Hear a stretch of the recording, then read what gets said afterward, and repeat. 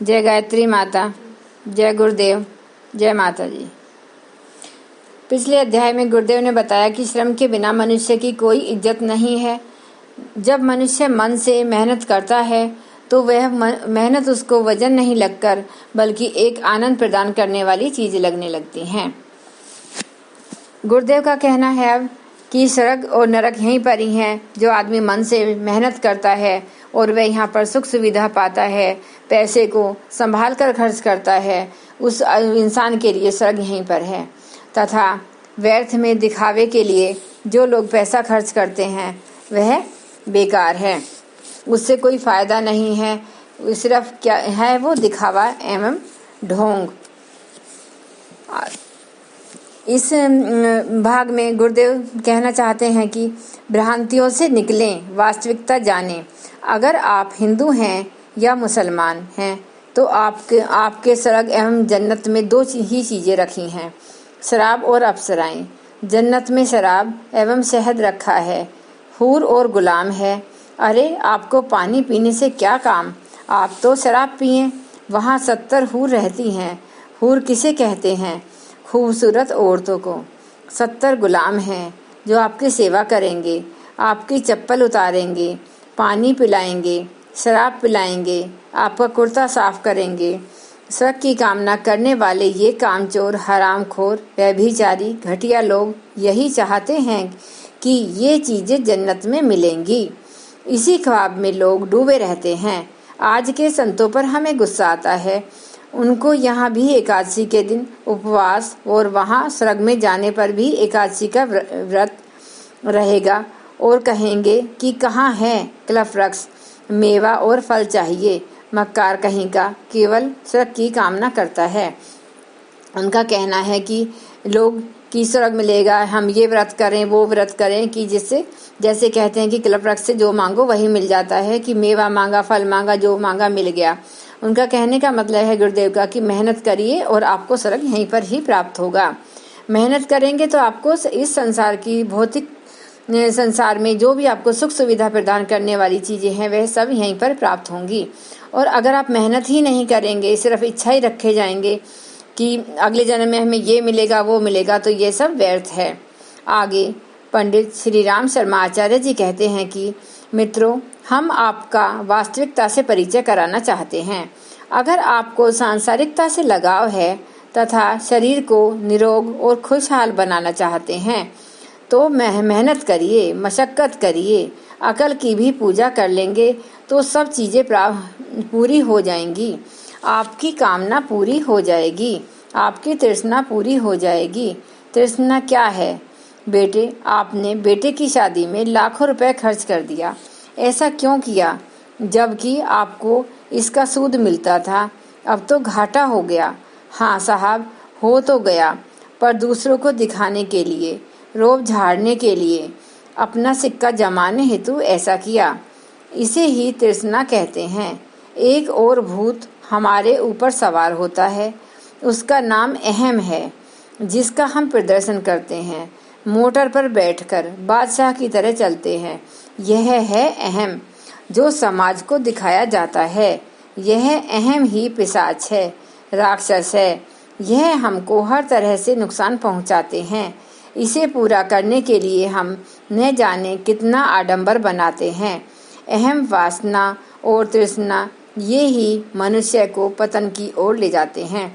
गुरुदेव का कहना है कि आदमी लाखों लाखों रुपया पूरे स्टार्टिंग से जोड़ता रहता है, शुरू से जोड़ता रहता है, लेकिन वह सेकंडों में एक होली की तरह उस पैसे को जलाकर राख कर देता है।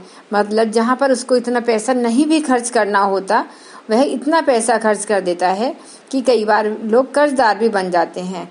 उनका ये कहना है कि आदमी को पैसा उतना ही खर्च करना चाहिए जितना वह कर सकता है। दिखावे में, दूसरे के ऊपर रोब दिखाने के चक्कर में वह अपनी व्यर्थ शान न दिखाए। उनका गुरुदेव जी का यह कहना है। आगे गुरुदेव जी कहते हैं कि हमारी जीभ में स्वाद है, परंतु उसके लिए खुराक चाहिए। पेट भरने के लिए रोटी सब्जी चाहिए, हमको अमुक चीज चाहिए। ये सारी चीजें पूरी करने के लिए मनुष्य को श्रम करना पड़ता है। श्रम तथा बुद्धि के आधार पर हम साधन इकट्ठा करते हैं। अगर आपको भौतिक चीजों की ही लालसा है तो आपको आध्यात्मिकता की तरफ ध्यान देने की आवश्यकता नहीं है। उसके लिए श्रम कीजिए। मित्रों, किंतु क्या किया जाए? ये देवी देवता हत्यारे हैं, चुड़ैल हैं, जो बकरा खाते हैं और मनोकामनाएं पूर्ण करते हैं। आपकी समस्याएं बिल्कुल भौतिकवादी हैं। अध्यात्म से आपका कोई संबंध नहीं है। आपकी तो मिट्टी पलीद हो चुकी है, अब हमारी होने वाली है। अध्यात्म की मिट्टी पलीद होने वाली है। अरे, हम एक हैं, हम एक नाव में जो बैठे हैं। आप मरेंगे तो हम भी मरेंगे। लोभी, गुरु, लालची, चेला दोनों मरेंगे। आगे कहते हैं, मित्रों, एक मौलवी साहब थे। उनका एक चेला था। चेले को समझाकर मौलवी साहब मक्का मदीना हज करने चले गए। इधर चेले ने अपनी करामात दिखाना शुरू कर दिया। उसको जो भी चढ़ावा आता वह उसे खाता तथा अपने पास रख लेता। इसी बीच में वह चेला खूब खा पीकर मोटा हो गया था। चेले ने सोचा कि जब मौलवी साहब आ जाएंगे तो हमारी क्या चलेगी तथा हमें कौन पूछेगा।